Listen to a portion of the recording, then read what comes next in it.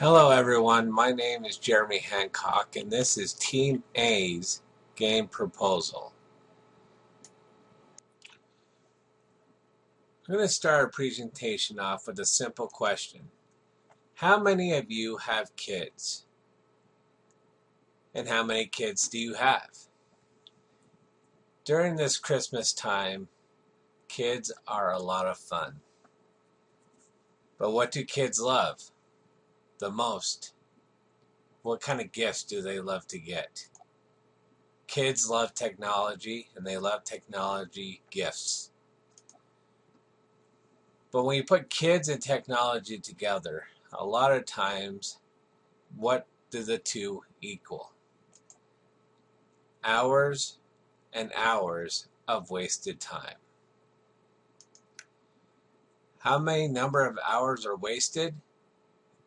According to an article written by Yasmin Kahafi, many children today, their first interactions with technology is at home playing video games.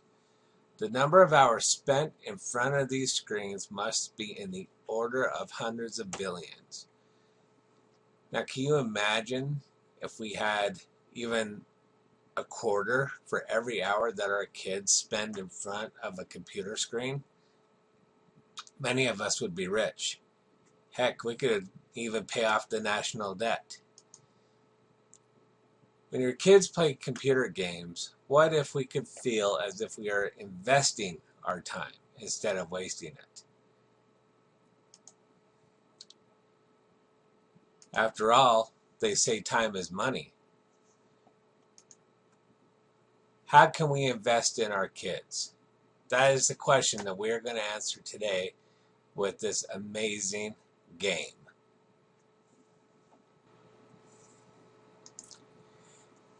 Yes, this game is amazing. And what makes it amazing is the fact that we will be using innovative technology in an effort to recapture those billions of hours that kids waste in front of computer screens and hopefully reinvest their time in an educational way. Our game will present the simple concepts of programming to kids, teenagers, adults, young adults, all alike, and start with the foundations of programming and build up, presenting higher and higher levels of programming until those who play it can, in fact, learn how to be programmers. During our presentation today, each member of our team will present the different concepts of this game. Myself, Jeremy Hancock, will go first. I will give you a brief overview of the game and its concepts. David will talk a little bit about who the game is geared towards, and also he will talk about the different technical skill levels that are needed to play the game, along with the different programming languages that the game will teach. Andrew will be doing an outline of the objectives, rules, and limits of the game during his part of the presentation.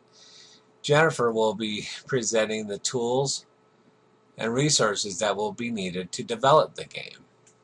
And finally, Christine will be presenting the platform and rationale for our game. In other words, what type of PC, Mac, or operating system can you play our game on? Let's get started.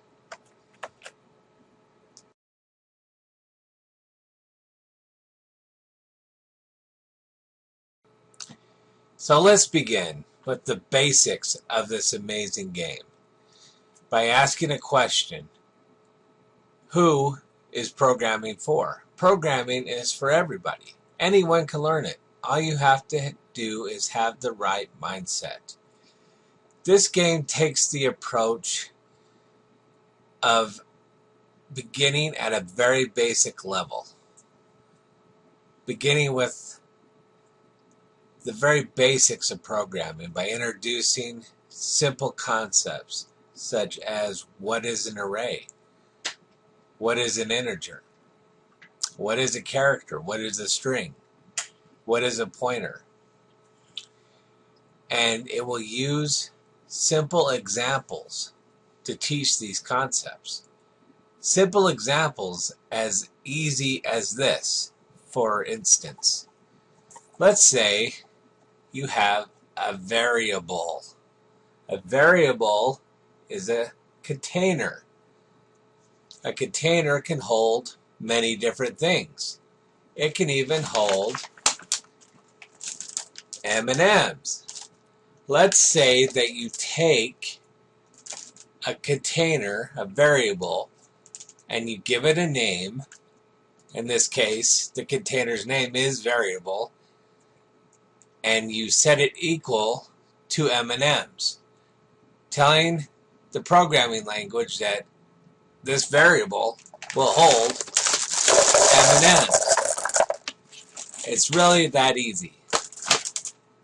All it takes is practice. The game is also for experienced programmers. It's not just for the beginners who happen to like M&Ms, for instance, but it's for those who have programming experience already and want to practice and even increase their knowledge. The game will be able to challenge even the most knowledgeable programmer by giving them assignments and tasks to do during the game, along with having interactive help to help them along the way. For example, the game may present a more experienced programmer with the assignment of taking an array with some names in it and with some numbers in it, and using that array to assign the numbers and the names together and organize them into a report, for example. The game will interact with players. It will provide help menus, as I said. It will help each player learn each lesson completely. And after each lesson, after new levels of achievement are obtained, the game will allow the player to share their achievements on Facebook and other social media platforms. When a player starts down the road of programming, again, they could be at many different levels. It doesn't matter.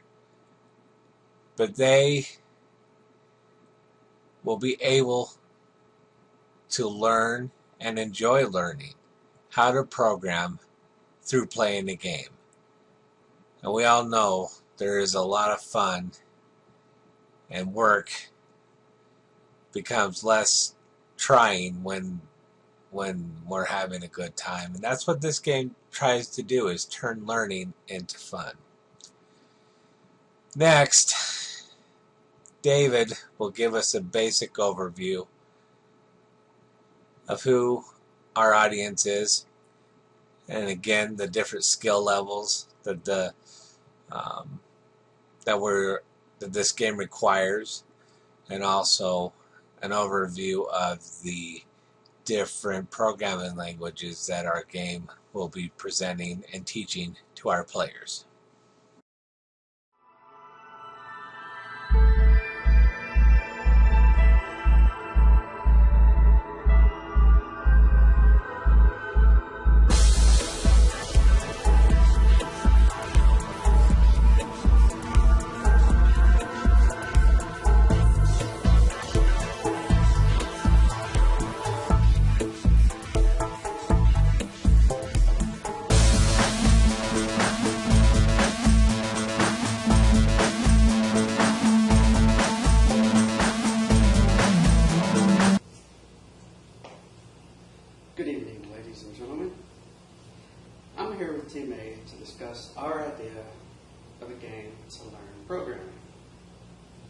it's my part to go over the levels and the audience. So we decided to build an interactive game to help teach future generations, along with helping with continuing education in the workplace. Because coding is becoming that lost dinosaur. Nobody wants to take the time to learn how to do it. You have to have the right mindset for this because it can be very tedious. This game will help teach from the very beginner to the more advanced. It'll have different sections, different levels, and you can do it at your own pace. You can beat a level one night, you can beat a section one night, you can beat the whole thing in one night. It's all up to you. You can redo it over and over if you can figure your way through it, but you don't understand how you did it, just do it again. Keep going. It's at your own pace. You can go as fast or as slow as you want to. Now, typically with something like this, our audience would be people in the IT field. Now, these would be your software development people, your programmers, of course, your game developers, that's a gimme, and then networking. And yes, there is some coding in networking. If you get into higher level networking, there are routers out there that you have to know how to code and tell it where to send packets, what packets to block. It's not all like your home routers anymore. Now, this audience was decided upon because there are aspects of each one of these sections that you will need at some point in one of these jobs. Now, when we start with our program, we're going to start with a little piece of software called Python. Now, this is a really easy to learn language, and you can't mess anything up. If it doesn't work, it doesn't work. It's really basic. And there's a program that goes along with it called Raptor to help you learn with it. Now, Raptor is a flow chart. So say you have an idea of a game you want to build. You pencil it out vaguely, and you put it in a Raptor, and you run it. If it runs correctly, then your idea is valid, and you can start building it in Python. If not, you have to go back to the drawing board and change it and tweak it until it runs through the flow chart. At that point, once it's done, if it ran correctly, you can build it in Python and there shouldn't be an issue. It should be able to run to the end. With Python, typically kids age 13 learn to start coding with this. But even if you're a 20-year veteran, there might be something in there that you've always found your way through that you don't understand. So this could help you fully understand how it performs. And of course, there'll be upgrades that are built into it for that piece of software that's incorporated into it as changes and advances are made. And from there, from Python, we'll go into something called BASIC, which is a little bit harder, not a whole lot, but it is a little bit more advanced language. You might have to learn a little bit different formatting, and eventually we'll work our way to C++, which is going to be our choice of language. Of course, we chose this because it is cross-platform. You can use it on PC, you can use it on Mac, you can even use it on mobile devices. Another reason that we chose this is because of its performance and power in this type of application. And typically in the IT world, somebody that's into C++ programming is considered a more advanced and a better trained person. All programming languages have a common structure, but it's the formatting that's different. You just have to figure out that formatting to get the same function done. In the end, C++ will be what you're fully trained on, and you should be fully knowledgeable in C++ by the end of this program. Thank you.